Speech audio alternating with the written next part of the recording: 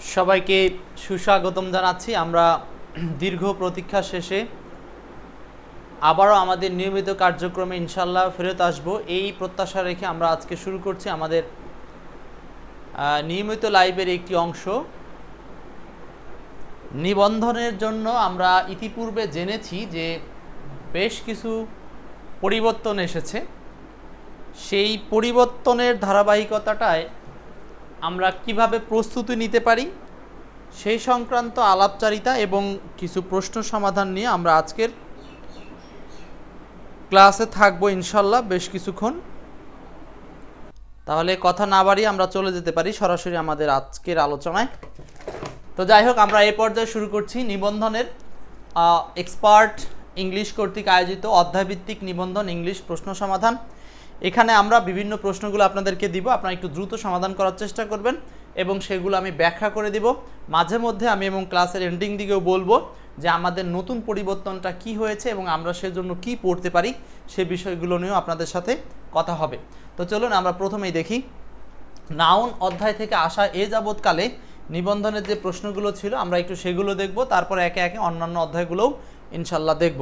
এরপর আসুন প্রশ্ন নাম্বার 1 আমরা একটু দেখার চেষ্টা করি। নাউন অধ্যায় থেকে শিক্ষক নিবন্ধন পরীক্ষায় কি কি প্রশ্ন আসছিল। প্রথম প্রশ্নটা আমরা দেখি। এটা দেখেন, নবম বেসরকারি শিক্ষক নিবন্ধন পরীক্ষাতে এসেছিল। প্রশ্নটা ছিল noun form of young. Young শব্দটার নাউন রূপ কি? দেখেন এখানে ফ্রম নয় বরং ফর্ম। ফর্ম মানে রূপ বা গঠন, শব্দ কিন্তু আলাদা। এটা ফ্রম মানে হতে থেকে চেয়ে, আর এখানে যেটা আছে সেটা হচ্ছে FORM, ফর্ম মানে গঠন বা রূপ। তাহলে এখানে আমরা বুঝে নিচ্ছি সেটা হচ্ছে এই নাউন ইয়ং শব্দের নাউনটা হচ্ছে ইউথ। ইয়ং শব্দের নাউন রূপ হবে ইউথ। ফাইন, ধন্যবাদ ইব্রাহিম হোসাইন। এরপর আসেন 2 নম্বর প্রশ্ন। The noun form of bird. Bird শব্দের নাউন ফর্ম কি হবে? The noun form of bird, the noun form of broad. Broad মানে আমরা নর্মালি জানি বিস্তৃত বা অনেক বিশাল বা ছড়ানো, একসাথে আমরা বলতে পারি বিস্তৃত। আচ্ছা, 2 নম্বর প্রশ্নটা হলো ব্রড। তো ব্রডের নাউন রূপ কি? ব্রেডেথ।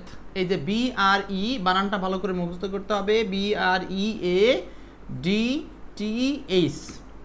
বানানটা একবার একটু লিখে নেন। দেখেন যে সমস্ত অপশনগুলো আমরা একটু কঠিন মনে করব সেই অপশনগুলো যদি আমরা কমেন্টে লিখে দেই তাহলে আমাদের একটা সুবিধা হবে যে আমরা ওইটা একই সাথে বানানটাও কিন্তু মুখস্থ করে ফেলতে পারবো।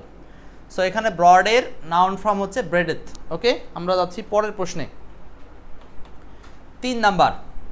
আচ্ছা, তাহলে আমরা এখান থেকে একটা জিনিস দেখে নিলাম যে নাউন অধ্যায় থেকে কিন্তু যে প্রশ্নগুলো আসছে এগুলো হচ্ছে interchange of parts of speech related, মানে হচ্ছে একটা থেকে অন্যদিকে ইন্টারচেঞ্জ হচ্ছে।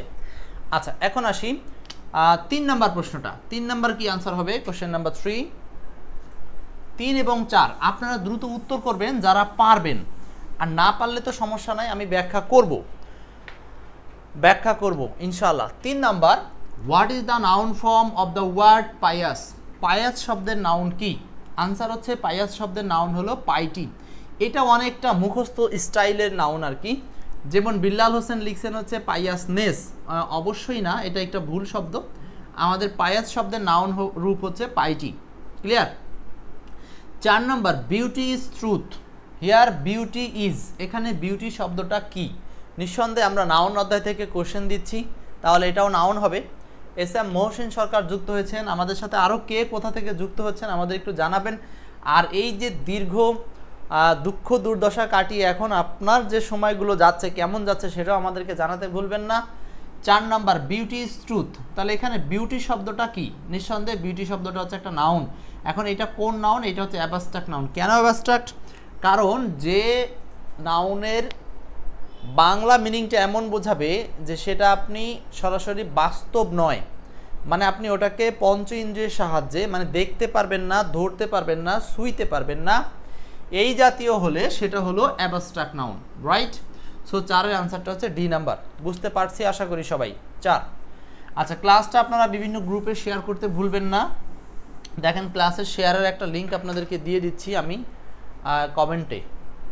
5 নম্বর প্রশ্ন বলেন। 5, আমরা আজকে অনেকগুলো নিবন্ধনের প্রশ্ন সমাধান করব। দেখেন এইটা আসছে 7ম শিক্ষক নিবন্ধনে, এইটা আসছে 10ম শিক্ষক নিবন্ধনে, তার মানে আমরা শিক্ষক নিবন্ধন পরীক্ষা দিতে চাইলে আসন্ন 19তম শিক্ষক নিবন্ধনে আমরা 18তে যেভাবে কমন পড়িয়েছিলাম ঠিক সেইভাবে 19তমতেও কমন পড়বে। এই জন্য দরকার হচ্ছে আমার সাথে গাইডলাইন মেনে চলা। 5 নম্বর বলা হচ্ছে he is a justice of the high court. এখানে জাস্টিস শব্দটা কি? নিশ্চয় জাস্টিস শব্দটা এখানে অনেকে উত্তর করতে পারছেন কিনা জানি না। জাস্টিস শব্দটা হচ্ছে এটা একটা কমন নাউন, এটা একটা কমন নাউন। কিভাবে? নিয়মটা হচ্ছে কোনো অ্যাবস্ট্রাক্ট নাউনের সামনে যদি আর্টিকেল বসে তখন ওই অ্যাবস্ট্রাক্ট নাউনটা সংখ্যা বা গণনা বোঝায়, সংখ্যা বা গণনা বোঝায়। তখন আমরা ওই অ্যাবস্ট্রাক্ট নাউনটাকে করব, ওই অ্যাবস্ট্রাক্ট নাউনকে আমরা বলবো হচ্ছে কমন নাউন। বুঝতে পেরেছি? সো দ্যাটস ওয়াই এখানে দেখেন জাস্টিস কথাটা বাংলা হলো ন্যায় বিচার, কিন্তু যখনই আমরা জাস্টিসের সামনে এ কথাটা ব্যবহার করেছি তখন এটার নাম হলো একজন ন্যায় বিচারক, মানে ন্যায় বিচারক। আর ন্যায় বিচারক মানে নিশ্চয়ই সেটা হচ্ছে একটা গণনাবাচক শব্দ, মানে ব্যক্তিকে আপনি গুনতে পারছেন, তাই তো? অতএব এইটা হচ্ছে একটা কাউন্টেবল বা common noun.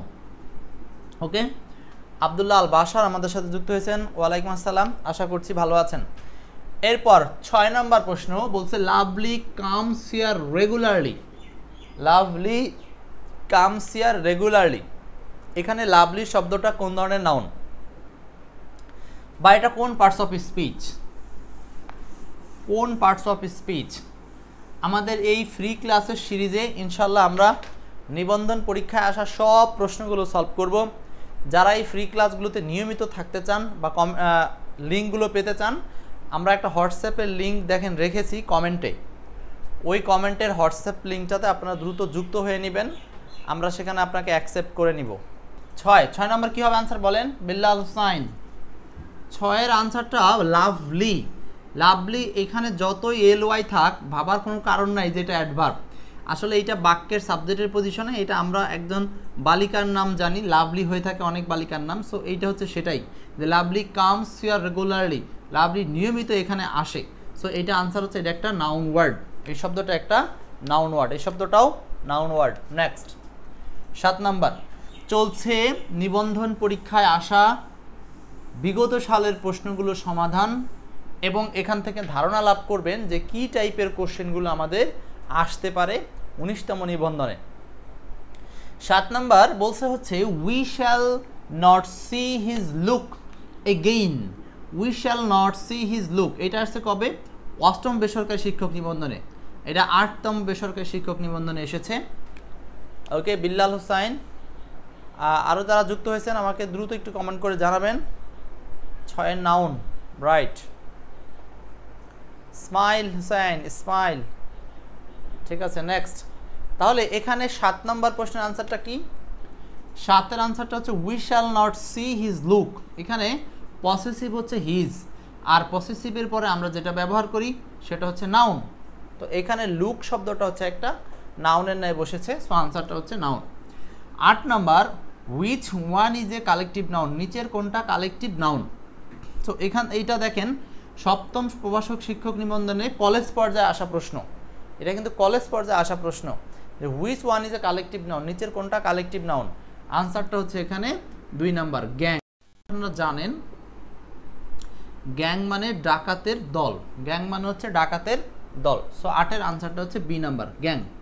Which one is a collective noun, answer হচ্ছে গ্যাং। গ্যাং হচ্ছে কালেকটিভ নাউন, মানে যে নাউন দ্বারা কোনো কিছু সমষ্টি বা সংগ্রহ বা একক সেন্স দেয়, এরকম। আচ্ছা, এরপর বাকিগুলো ফ্রেন্ডশিপ হচ্ছে অ্যাবস্ট্রাক্ট নাউন, অনেস্টি হচ্ছে অ্যাবস্ট্রাক্ট নাউন, ডক্টর এটি হচ্ছে কমন নাউন। ক্লিয়ার? আচ্ছা, তাহলে আমরা বুঝতে পারছি যে নাউন অধ্যায় থেকে এভাবে আমাদেরকে আইডেন্টিফাই দিবে যে আপনি কোনটাকে কোন নাউন হিসাবে চিহ্নিত করবেন। সো আমরা যখন আমাদের পেইড ক্লাসে নাউন সম্পর্কে পড়বো তখন আমরা এইভাবেই পড়াবো ইনশাআল্লাহ। 9 নাম্বার দেখেন, 9 নাম্বার প্রশ্ন আসছে 10ম প্রভাষক শিক্ষক নিবন্ধনে, 10তম শিক্ষক নিবন্ধনে আসছে এই প্রশ্নটা।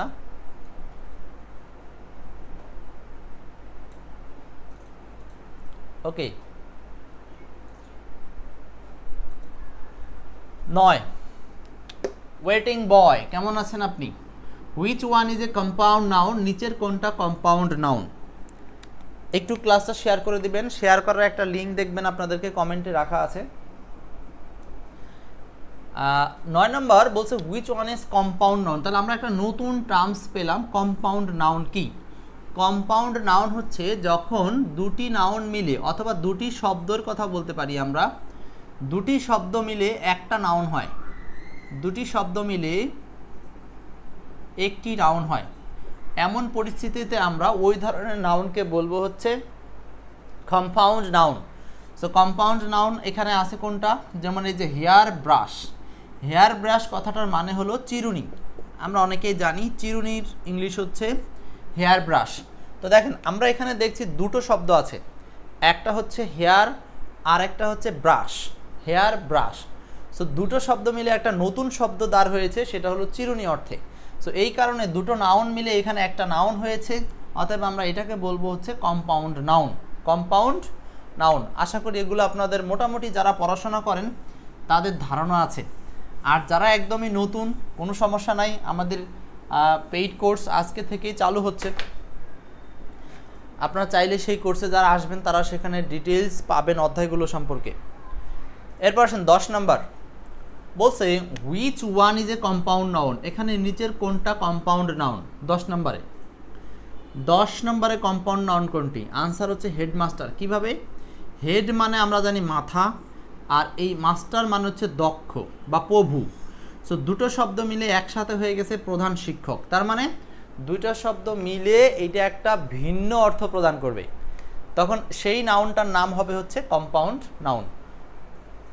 আশা করছি বুঝতে পেরেছেন।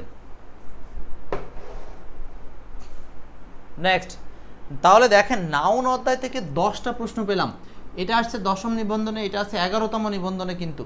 সো নাউন অধ্যায় থেকে আমরা অলরেডি 10টা প্রশ্ন দেখে ফেলেছি যেগুলো নিবন্ধনে আসছে। তাহলে আমরা বলতে পারি যে শিক্ষক নিবন্ধন পরীক্ষার জন্য আমাদেরকে অবশ্যই নাউন চ্যাপ্টারটা পড়তে হবে। সো এখানে শুধু বিগত সালে প্রশ্ন সলভ করছি এমনটা নয়, এটা একটা গবেষণাও বটে যে আপনি কোন ধরনের প্রশ্নগুলো পড়বেন। এরপর আসি 11-12, আরও দুটো প্রশ্ন আসছে, দেখেন আরও দুটো প্রশ্ন আসছে এখানে। 11 number, choose the correct sentence, which one is an abstract noun. এই দুটাই একটু সলভ করবেন। আচ্ছা দেখেন 11 নম্বরে চুজ দ্য কারেক্ট সেন্টেন্স বলা হচ্ছে কোনটি সঠিক। সো এখানে নিঃসন্দেহে আমরা একটা জিনিস খেয়াল করব, সেটা হলো ওয়ার্ক শব্দটার দিকে। দেখেন ওয়ার্ক শব্দটি হচ্ছে একটা আনকাউন্টেবল নাউন। সো নিয়মটা হচ্ছে আনকাউন্টেবল নাউনের সাথে আপনি কখনো এস বা ইয়েস যুক্ত করতে পারবেন না, এটা আনকাউন্টেবল নাউনের নিয়ম। কাজল কুমার বিথু আছেন আমাদের সাথে। সো ওয়ার্কের সাথে এস যোগ হবে না, এই জন্য এই অপশনটা ভুল। এখানেও ওয়ার্কের সাথে এস যোগ হবে না, এই জন্য এই অপশনটা ভুল। বাকি থাকলো বি আর ডি। বি নাম্বারে এই ওয়ার্কের সামনে মেনি শব্দটা ব্যবহার করা যাবে না, এই জন্য এই অপশনটা ভুল। অতএব আনসার থাকলো হচ্ছে একমাত্র ডি নাম্বার, মাছ ব্যবহার করতে পারবেন, কারণ ওয়ার্ক হচ্ছে একটা আনকাউন্টেবল নাউন, আর আনকাউন্টেবল নাউনের সামনে মেনি শব্দটি ব্যবহার করা যাবে না। আশা করি বুঝতে পেরেছি সবাই। সো এই ছিল পুরো নাউন অধ্যায় থেকে আসা মোট 12টি প্রশ্নের সমাহার। তো আমরা নাউন অধ্যায় থেকে 12টি প্রশ্ন দেখলাম, তাহলে অবশ্যই আমরা যখন শিক্ষক নিবন্ধন পরীক্ষার জন্য প্রস্তুতি নিব, নিঃসন্দেহে আমরা কিন্তু এই অধ্যায়টির উপরে একটা ফোর্স অ্যাপ্লাই করব, কারণ এখান থেকে প্রায় প্রতি বছরই দেখা যায় একটা করে কোশ্চেন থাকছে।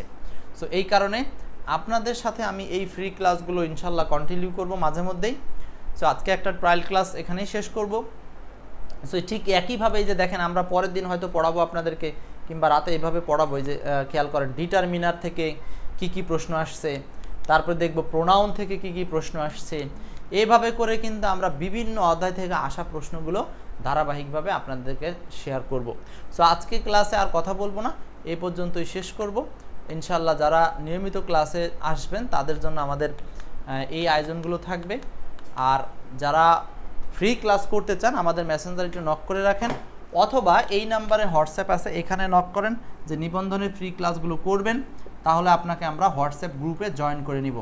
সেখানে আপনারা আমাদের সাথে নিয়মিত ক্লাসগুলোর লিঙ্ক সরাসরি পাবেন। ঠিক আছে? সো আজকে এই পর্যন্তই, আমাদের আজকের ফ্রি আয়োজনের ক্লাস শেষ করব।